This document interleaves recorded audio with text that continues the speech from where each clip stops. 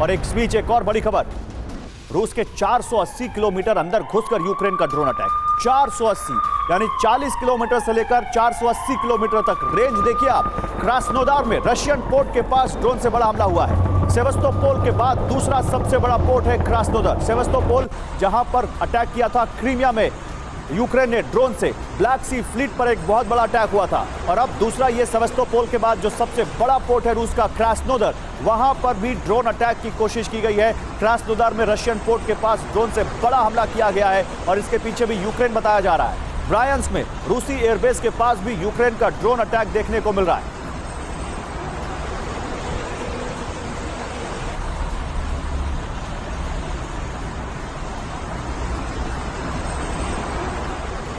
तो क्या यही ड्रोन अब इस युद्ध का शैतान बन चुका है? क्या युद्ध का हवाई राउंड एक बार फिर से शुरू हो चुका है? क्या यूक्रेन जो ड्रोन्स में माहिर माना जाता है, क्या वो अपने शैतान का इस्तेमाल अब मॉस्को के पास जाकर कर रहा है? आप समझिए, रूस, मॉस्को, आपको जो 4 अटैक बताए थे, मैंने आपको वो बताता हूं, कोशिश करता हूं आपको मैप पे समझाएं। ये यूक्रेन का मैप है, ये देखिए पास में रूस है। यहां से अगर इस बॉर्डर से जो खार्किव के आसपास का लगता है, वहां से अगर मॉस्को के, ये जो गुबास्तोव है, मॉस्को के पास नहीं, मॉस्को तो दूर है, गुबास्तोव, यहां पर पहला ड्रोन अटैक हुआ एक सिविलियन इंफ्रा पर, यानी एक बिल्डिंग पर जिसमें लोग रहते हैं, उस पर यह अटैक किया गया। इसके बाद आप समझिए किस तरह से यह अटैक किया गया 116 किलोमीटर दूर। दूसरा अटैक कहां हुआ? दूसरा अटैक होता है ब्रायंस्क में, वो होता है 140 किलोमीटर दूर। वो थोड़ा आप आएंगे जब बेलारूस की तरफ, मॉस्को से, तब आपको दिखेगा वो। दूसरा ड्रोन अटैक रूसी एयरबेस के पास होता है, यानी ये एक मिलिट्री इंफ्रास्ट्रक्चर को या उनके एयरफोर्स के स्ट्रक्चर को निशाना बनाने की कोशिश थी। तीसरा अटैक कहां होता है?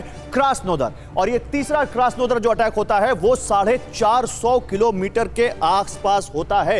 ये सी ऑफ अजोव है, ये यहां पर ब्लैक सी है, और सी ऑफ अजोव से आगे जब आप जाते हैं क्रास्नोदार, वहां पर तीसरा ड्रोन अटैक रूसी पोर्ट के पास। ये पोर्ट सेवास्तोपोल के बाद दूसरा बड़ा पोर्ट है रूस का, और यहां से बड़े पैमाने पर रूस के जहाज निकलते हैं। यहां पर अटैक करने की कोशिश की है यूक्रेन ने, और यह बताता है कि उन्होंने अपनी रेंज बढ़ा दी है। चौथा अटैक कहां होता है? चौथा अटैक होता है अदीगिया में, यह भी 480 किलोमीटर है और यह भी उसी के आसपास का इलाका।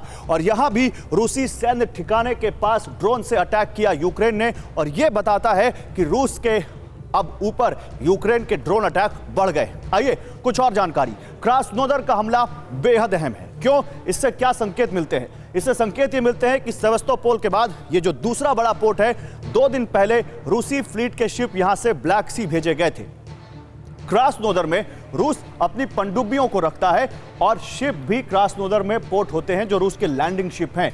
अब अचानक क्यों ड्रोन हमले बढ़े, इस पर भी आपका यहां पर ध्यान लेकर आते हैं और फिर अपने एक्सपर्ट्स के पास जाते हैं कि अचानक ये ड्रोन हमले क्यों बढ़ गए। ड्रोन का इस्तेमाल मिसाइल्स के मुकाबले और ज़्यादा सटीक होता है, क्योंकि आप उनको कहीं ना कहीं कंट्रोल कर सकते हैं और अपने हिसाब से उनको आप ऑपरेट कर सकते हैं। ड्रोन मिसाइल से कई गुना सस्ते पड़ते हैं और ड्रोन से पिन पॉइंट अटैक में मदद मिलती है। ड्रोन से आपको विजुअल भी मिलता है, मिसाइल से आपको विजुअल नहीं मिलते। आधुनिक युग में ड्रोन सबसे घातक हथियार माना जा रहा है, और अब तो कामिकाज़ी ड्रोन्स ने इस युद्ध में काफ़ी नुकसान पहुंचाया है, खासकर यूक्रेन को, जो ईरान से मिले कामिकाज़ी ड्रोन्स जो रूस ने इस्तेमाल किए यूक्रेन के खिलाफ।